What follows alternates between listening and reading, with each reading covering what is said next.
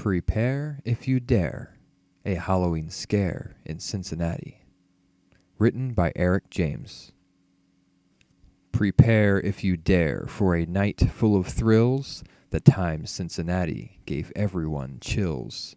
A tale filled with sights that are best left unseen. You ready? You sure? This was my Halloween. The werewolves howled loudly, the moon shone so bright. I stayed in my bedroom, the curtains shut tight. My heart started pounding, my knees felt so weak, but being a brave kid, I just had to peek.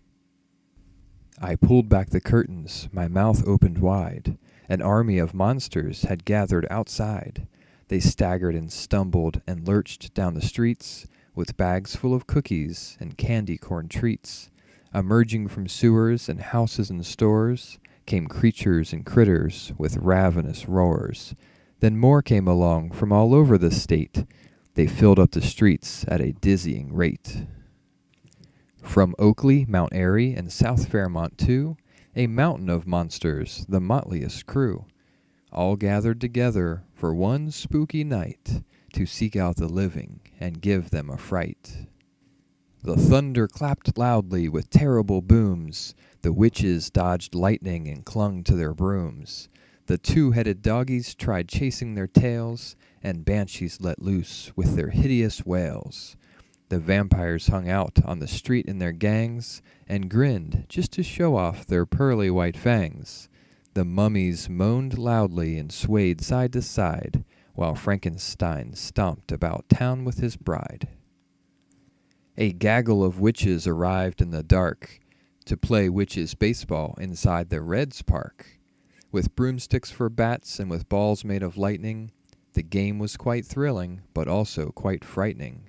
A Cyclops awoke in a very bad mood and stomped around looking for child-flavored food. The kids ran away, so instead he tried gutta and had to admit that it tasted much better. The creepies were crawly, the crazies were crazed, the riverside zombies had eyes that were glazed, the Pleasant Ridge ogres were ugly as sin, with big bulging noses and warts on their chin. The ghouls danced around but were lacking in soul, the gargoyles could rock and the headless could roll. Although the whole spectacle seemed to spell doom, I foolishly thought I'd be safe in my room. But then something happened that made my heart jump. From somewhere below me, I heard a big thump. I froze for a moment, as quiet as a mouse. Yes, I could hear noises from inside the house. I put on my slippers and pulled on my robe. I shook like a leaf, but I don't think it showed. Then slowly but surely I crept down the stairs, preparing myself for the biggest of scares. My hands trembled wildly. I opened the door. I still shudder now at the horrors I saw. The stereo spat out some hideous sounds as dozens of monsters jumped madly around. The sight was horrific. It made my skin crawl. These monsters were having their Halloween ball. And right in the middle, one monster loomed tall, the hairiest, scariest monster of all. He turned round and saw me. I fell to my knees. I'm not very tasty, so don't eat me, please. He beamed ear to ear and broke free from the huddle, ran over and gave me a big monster cuddle. At last we have found you, he said with a smile. From Hartwell to East End, we've looked for a while.